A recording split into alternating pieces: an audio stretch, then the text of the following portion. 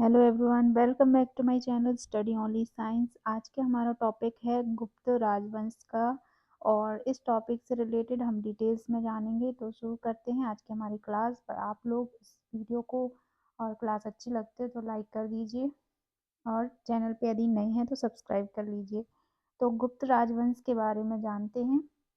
हमने कण्व और सातवाहन राजवंश के बारे में इसके पहले वाली क्लास में पढ़ा है और उसके एमसीक्यूज भी करे हैं। अगर आपने वो क्लास नहीं देखी है तो आप चैनल पे जाके देख लीजिए। तो आज के हमारा जो टॉपिक है गुप्त राजवंश का। गुप्त राजवंश या गुप्त साम्राज्य इसका कह सकते हैं। तो इसकी शुरुआत 240 से 275 ईस्वी से लेकर 550 ईस्वी तक हुई थी। और प्राचीन भारत का एक भारतीय साम्राज्य था ये, जिसने लगभग संपूर्ण उत्तर भारत पर शासन किया। और इतिहासकारों द्वारा इस अवधि को भारत का स्वर्ण युग माना जाता है। तो किस युग को? गुप्त राजवंश के कार्यकाल को भारत का स्वर्ण युग माना गया है इतिहासकारों के अनुसार। मौर्य वंश व शुंग वंश के पतन के बाद दीर्घकाल में हर्ष तक भारत में राजनीतिक एकता नहीं रही। कुषाण एवं सातवाहनों ने राजनीतिक एकता लाने का प्रयास किया। मौर्योत्तर काल के उपरांत तीसरी शताब्दी ईस्वी में 3 राजवंशों का उदय हुआ, जिसमें मध्य भारत में नागशक्ति, दक्षिण में बाकाटक तथा पूर्वी में गुप्त वंश प्रमुख हैं। तो मौर्य वंश के पतन के पश्चात नष्ट हुई राजनीतिक एकता को पुनः स्थापित करने का श्रेय गुप्त वंश को ही जाता है। गुप्त साम्राज्य जो है इसकी जो है नींव तीसरी शताब्दी के चौथे दशक में तथा उत्थान जो है हुआ है वो चौथी शताब्दी की शुरुआत में हुआ था। तो गुप्त वंश का प्रारंभिक राज्य आधुनिक उत्तर प्रदेश और बिहार में था। साम्राज्य के पहले शासक चंद्रगुप्त प्रथम थे, जिन्होंने विवाह द्वारा लिच्छवी के साथ गुप्त को एकजुट किया। उनके पुत्र प्रसिद्ध समुद्रगुप्त ने विजय के माध्यम से साम्राज्य का विस्तार किया था।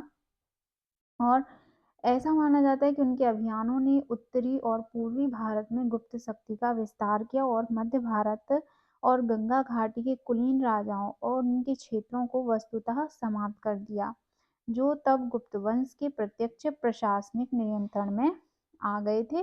तो साम्राज्य के तीसरे शासक चंद्रगुप्त द्वितीय हुए हैं, जिनको विक्रमादित्य या शौर्य का सूर्य कहा जाता है। और इनका विस्तार जो साम्राज्य था उज्जैन तक फैला हुआ था। ठीक है, लेकिन उनका शासनकाल सैन्य विजय की तुलना में सांस्कृतिक और बौद्धिक उपलब्धियों से अधिक जुड़ा हुआ है। उनके उत्तराधिकारी कौन थे? कुमारगुप्त, स्कंदगुप्त और अन्य ने धुनास यानी कि हैफ्ताल वासियों की एक शाखा होती है जिन्हें धुनास कहा जाता है, पर आक्रमण के साथ साम्राज्य के क्रमिक निधन को देखा। छठी शताब्दी के मध्य तक जब राजवंश का अंत हुआ तो राज्य एक छोटे आकार में घट गया था। ठीक है, छठी शताब्दी में इस जो है राजवंश का अंत होता है और तब तक राज्य एक छोटे आकार में घट चुका था।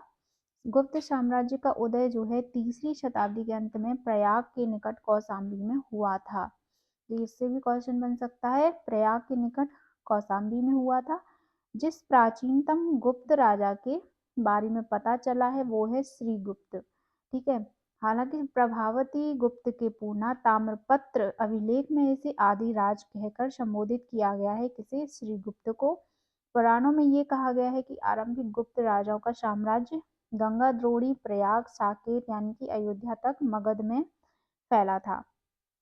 फिर श्रीगुप्त के समय में जो है महाराज की उपाधि सामंतों को प्रदान की जाती थी, अतः श्रीगुप्त किसी के अधीन शासक था। प्रसिद्ध इतिहासकार केपी जायसवाल के अनुसार श्रीगुप्त भारशिवों के अधीन छोटे से राज्य प्रयाग का शासक था। चीनी यात्री इत्सिंग के अनुसार मगध की मृग शिखावन में एक मंदिर का निर्माण करवाया था तथा मंदिर के व्यय में 24 गांवों को दान दिए थे। चंद्रगुप्त द्वितीय की बेटी गुप्त राजकुमारी प्रभावती गुप्ता के पुणे और रिद्धपुर शिलालेखों में कहा गया है कि वह धारणा गोत्र से संबंधित थी। कुछ इतिहासकार जैसे कि एएस अल्टेकर ने सिद्धांत द्वारा बताया कि गुप्त मूल रूप से वैश्य थे, किंतु क्योंकि कुछ प्राचीन भारतीय ग्रंथ हैं जैसे कि विष्णु पुराण इसके सदस्यों के लिए गुप्त वैश्य वर्ण का उपनाम लिखते हैं।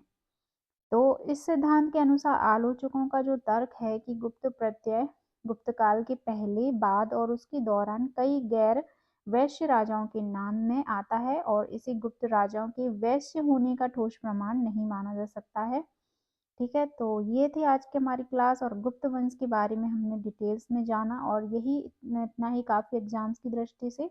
कल हम इसके एमसीक्यूज आप लोगों को करवाएंगे। तो आपको क्लास कैसी लगती है, वीडियो अच्छा लगा है तो लाइक कर दीजिए और शेयर कर लीजिए अपने साथी दोस्तों के साथ। मिलते हैं नेक्स्ट क्लास में जिसमें हम एमसीक्यूज करवाएंगे।